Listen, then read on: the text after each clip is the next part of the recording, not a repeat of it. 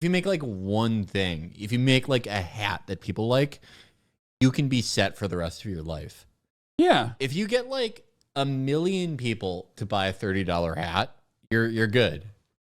My girlfriend gets like 10 million views on TikTok. She makes like zero money. It's all about moving them off TikTok. It's really fucking hard. TikTok is not like other stuff. Almost click through. Yeah, because the algorithm is so good. What makes billions of people stay on the platform is also what makes them stop going to other platforms. Like, that's the whole point. TikTok's, it reminds me of the UFC, their promotional strategy. No one will ever be bigger than the brand of TikTok. No fighter was ever allowed to be bigger than the UFC brand. Same thing.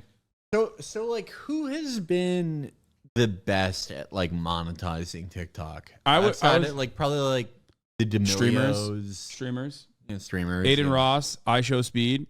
They popped off on TikTok and were able to like very quickly, because their main thing was actually still streaming. They were able to like bring audiences to like where they're creating the content. But other than that, I think like you will never monetize TikTok off of TikTok unless you're getting brand deals, unless you have a management team and they're serving you fucking brand deals. I don't know. I'm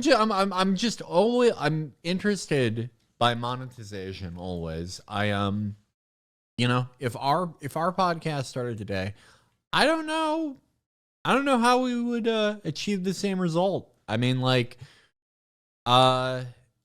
trying to monetize on like TikTok, like trying to migrate people from TikTok seems like a fucking nightmare. We were we were just very lucky, very fortunate to be one of the first few to really make a killing on Patreon, because trying to like stand out, if we tried to like stand out on like just being on Spotify or just being on YouTube or TikTok, like that type of shit, like the current day content environment, I would God, it seems like a fucking nightmare. I don't know how people do it. I cannot imagine anything except like being directly paid by the listeners, because everything else seems fucking impossible. It's just like I don't like it. I just don't. I don't like that revenue model at all. That's why like my revenue model revolves around, again, just like your shit, subscribers. Directly paid. I don't want I don't want to have to rely on like fucking, brand deals and shit. You know what I mean? Yeah. You've been like, I mean, like, I don't even really know, and none of us really know like what our total listenership is. We have like a vague idea, but like that's never really been our focus, because like we mainly, the core of what we do is subscriber based, right? We have been like people since the show first started and like first started doing well, we have been like approached by people who like want to put us on like ad platforms and shit, and we've always ended up like just not doing it, because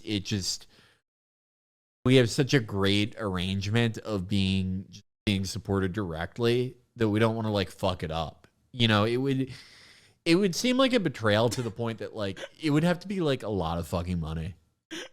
This guy says no one listens to Chapo, bro. Sorry, bro. Love you forever. Like, he's a fan of you, but he's like, the podcast that you do that's like, very clearly successful, like demonstrably successful. No one listens to it. It's all him on alt account. We just broke through like our peak subscribership. Like we're going to hit 40,000 paid subs this month. Sorry, bro. That's all me. Actually, we're not. Yeah, it's all I'm funding him. it. That guy. We're definitely not like in the Joe Rogan. I'm a fan. I have all 2K subs, and that's the peak. Thank you, man. We're definitely not like in the sphere of like Joe Rogan, that type of podcast. Like, we don't have 10 million listeners, or at least I don't think we do. But we're definitely up there. I'll say that. Going by what I know, we're definitely up there. We're not we're not in the highest tier. We're not Call Her Daddy or one of those. But, you know, we have the greatest fans in the industry. They're the most supportive fans per amount of listeners. Yeah. That Black Wolf feed is up near 10 million, I swear. I don't think so. But anyway, I mean, if I'm counting Black Wolf,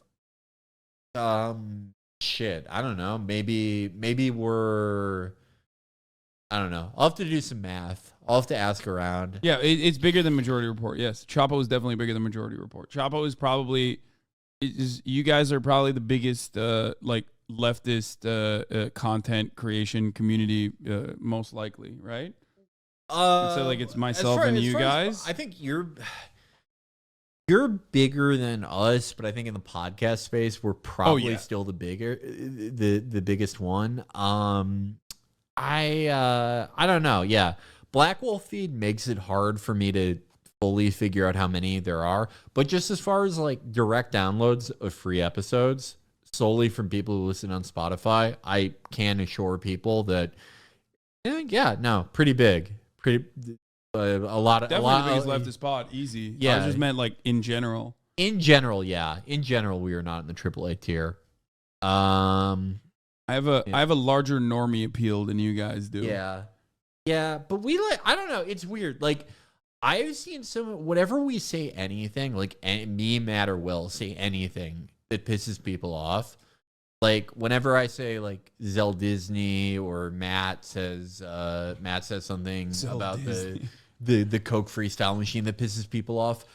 The number one thing I always see now since the past like 18 months or so is like, oh, I'm so glad they fell off. I'm so glad that like no one listens anymore, because like it's not 2018 and like we're not the subject of a controversy every day. So there's like a perception that like no one listens. Yeah. But like weirdly, like we have been surging despite there not really being politics happening. This first time I mentioned Chapo to someone, they told me they stopped listening because you said some anti-Semitic things. They were not Jewish. That person was Chelsea Clinton. You lost a listener that day. I haven't said anything anti-Semitic on the show in like 3 years, so presumably we've replaced that sensitive listener. Yeah. But yeah, no, it's weird. It's weird. Like I do think people that like spend too much time on Twitter, I think in their mind, having not like checked any statistics, they think like we have like there are 200 people sub now. Yeah. Like we lost everything after Bernie 2020. Red Scare Femcel solo Chapo. Okay. You sure?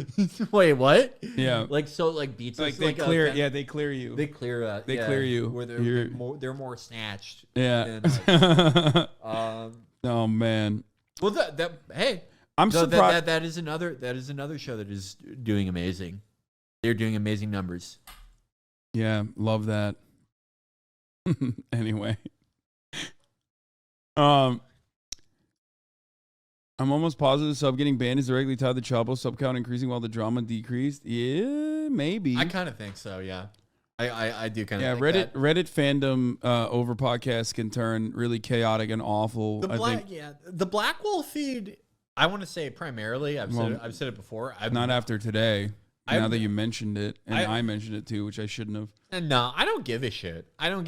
Like, I've always said this: piracy always just represents like an audience members who are they're not going to pay no matter what. And we've never like aggressively gone after it.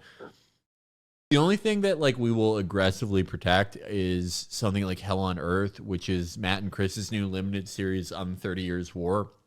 Something that like they spent a shitload of like time and money working on. That is the type of thing we'll like aggressively protect. But like if you are pirating like the Thursday show, like I really don't give a shit. We don't give a shit. We've never aggressively gone after it. And I think if anything, it's probably helped us. Yeah. The Black Wolf feed, that Reddit is like the biggest centralized discussion of the show on the internet. And I don't really want to get rid of that. I mean, people got to talk about it somewhere, right? Yeah.